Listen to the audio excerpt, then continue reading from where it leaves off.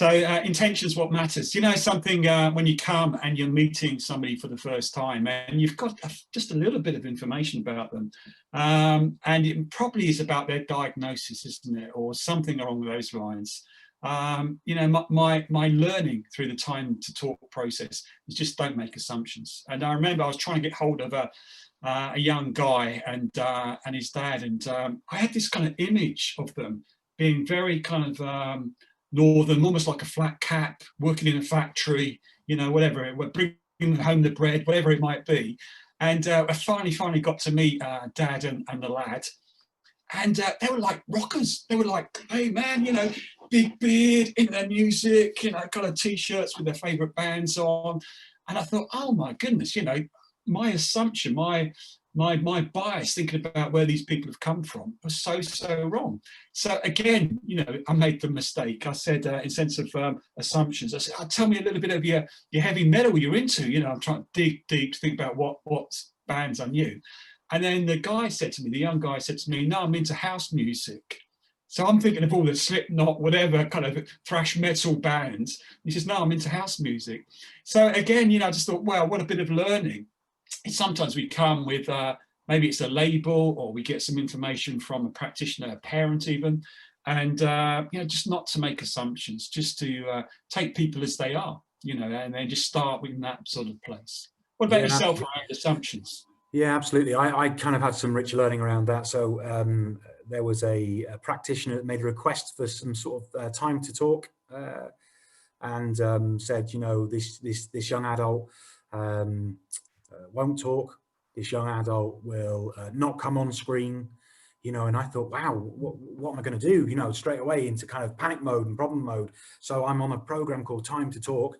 We're going to connect on a screen that the person isn't going to come on and won't talk. What do I do? You know, so I kind of I recognized those assumptions and just thought, you know, maybe you know, what if we have a great moment of connection, you know, and don't assume that it is or it isn't going to happen, but just kind of see what happens and kind of goes with it. And you know, sure enough, the young person kind of didn't want to come on screen, and that's fine, because that matters to them at that moment in time.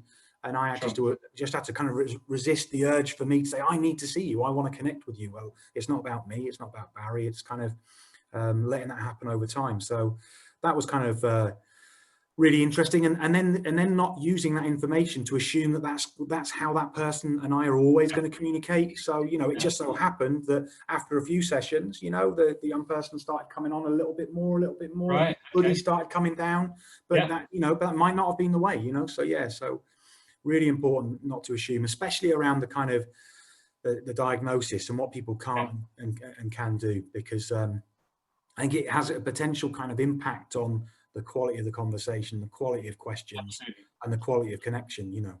So that's something that springs to my mind there, is about judgment. And so often we can judge people from the information that we read, and we have all this kind of stuff in our brains that bias us to this kind of judgment as well. And I remember we've had this conversation about, you know, be curious, stay out of judgment, you know. So I think it is something about don't just be curious, ask a few questions, try and find out a little bit more, you know, and don't judge, you know. And it's a tough call sometimes, but I think absolutely curiosity is the thing. Absolutely. And what I found out through some good conversations over time with this young woman is she wanted to be join the police, you know, and yeah, wow, absolutely, you know. And when we got onto that, you know, and started understanding what is it about the police that excites and motivates you, you know, tell me more about that, you know, and having good conversations, you know, all of a sudden you just see a different person, you know. And maybe that's also something about kind of learned behavior and learned experiences. You know, this young adult's kind of 20, 21, you know, and numerous people supporting her over time, but be it a social worker, a special education needs coordinator, whoever it might be. Sure. You know, maybe constantly making lots of kind of requirements and of her, you know, I need this information, I need this. And we were just talking about what matters to her. And it was great to kind of see her open up. And if I was to try and guess and assume what that individual wanted to do when I first met them or first read about them, I'd have never assumed it was a police officer. So that's kind of really important too. Yeah, and sometimes if we're making assumptions, we're making the wrong guesses, aren't we? So being aware of that. I remember working with a guy and he says he wants to develop his ice skating skills. So so I'm thinking, oh great. So I'm thinking triple access or whatever it is, you know, those kind of like loopy things. And no, it's about doing kind of that kind of cool stunts that you do on ice, and ice hockey and all that. And I made the assumption when he said ice skating that he wanted to be half of Torval and Dean or whatever, but actually no, he wants to hit hard in ice hockey, and he wants to show off his kind of stunts on an ice rink as well, you know. So again, it's that assumption, you know, and where we come from. So just tell us more about ice skating, and then I would have found out, wouldn't I? Yeah, absolutely. Yeah, great. Excellent. So we talked about intentions. So it's what we bring, how we come. We talked about our starting place is what matters. And throughout our conversations in Time to Talk, we're thinking about don't make assumptions.